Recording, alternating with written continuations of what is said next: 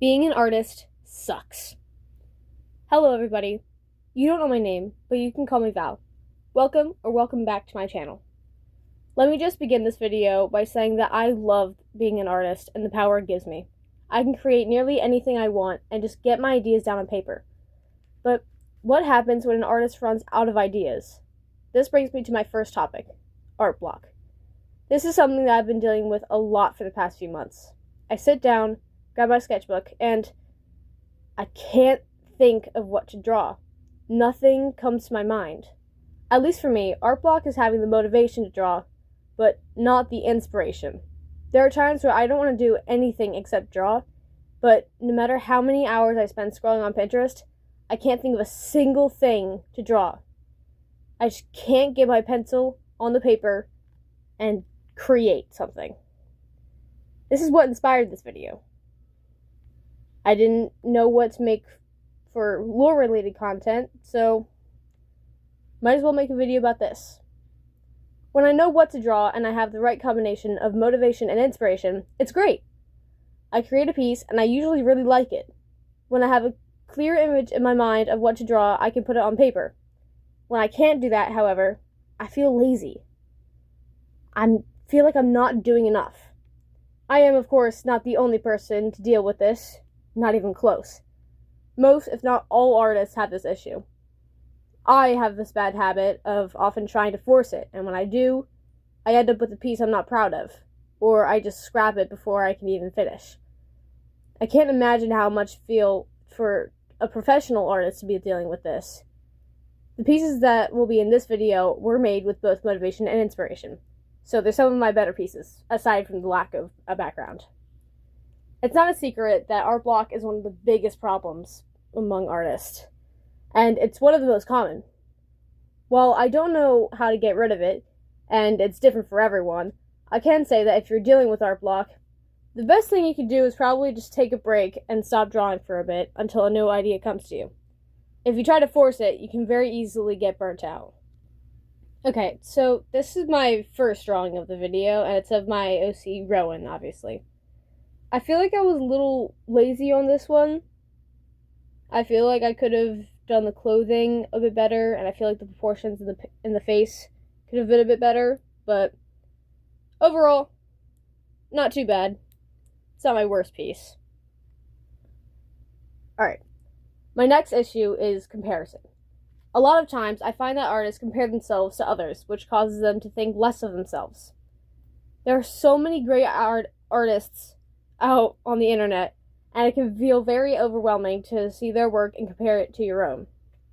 I won't deny I do this too, and it sucks. I feel like I just can't be as good as the art gods. As many say, comparison is the thief of joy.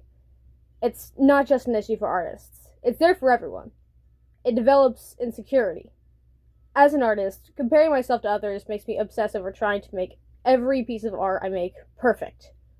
Spoiler alert, it's never perfect. Even the art gods with seemingly perfect artworks feel insecure about their art. Artists rarely post even half their pieces that they create because they don't think it's good enough. Comparison is something everyone can relate to. Seeing something you do or something you want to do and watching them do it better than you currently can. When I find myself comparing myself to others, I need to step back for a moment. I think of just trying to relax. I think the main thing that plays into comparison is jealousy.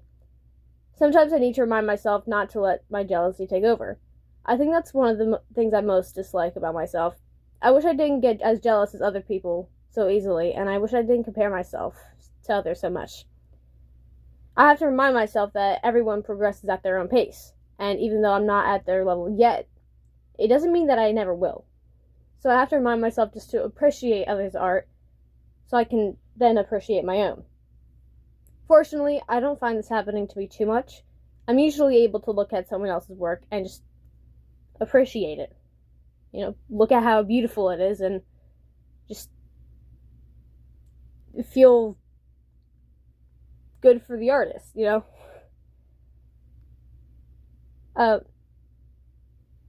being able to look at a piece of art and seeing that the passion that artist put into it is just an amazing thing that I really like. So if you find yourself falling into the cycle of comparison, I suggest comparing your art to that of your younger self, the only person you should be comparing yourself to.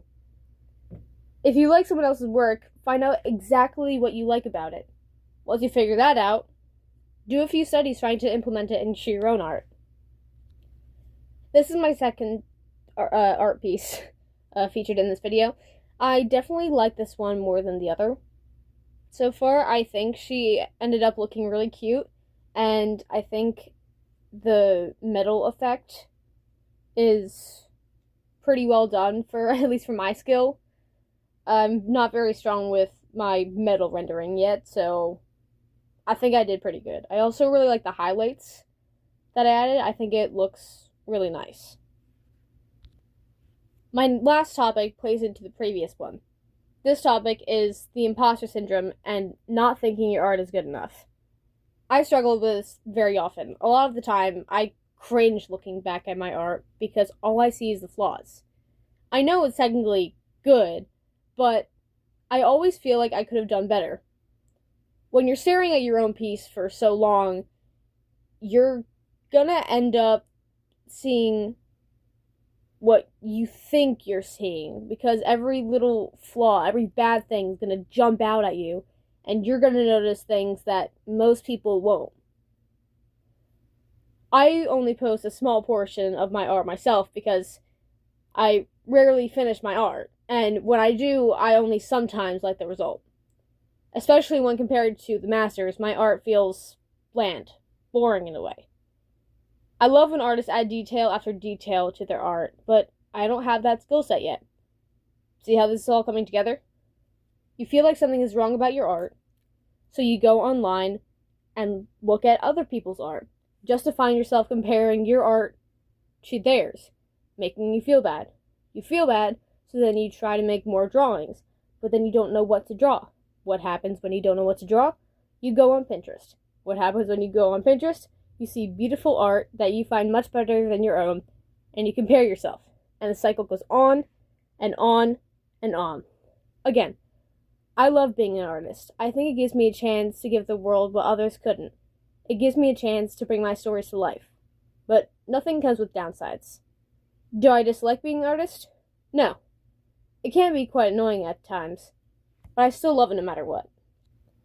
My purpose for this video is more just to let others know that they're not alone.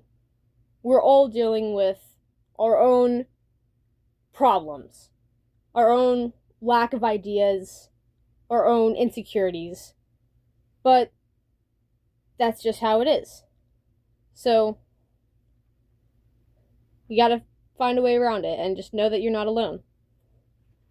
And you always have someone to talk to. Okay. This is my last piece of this video, and it's my personal favorite. I think that I could have used a stronger light source, but I kind of wanted to go for a softer for a softer lighting for this reference, because for this piece, sorry. I wanted to use a softer light source for this piece because I usually don't do that as much. I mean, sometimes I do, but I try to come up with this crazy lighting, and I often don't do it correctly. So I think it turned out pretty good, aside from feeling a bit lazy about the light source and the lack of background, but I think I did really good, again, on the metal and on the hands. The hands were, I think, my favorite part. I did pretty good with those compared to my other work of art. Okay, here's my 3 drawings for this video. Comment which one you like best, and feel free to give any tips to other artists in the comments as well. That's it for the day. Pick up a pencil and go draw. Bye, guys!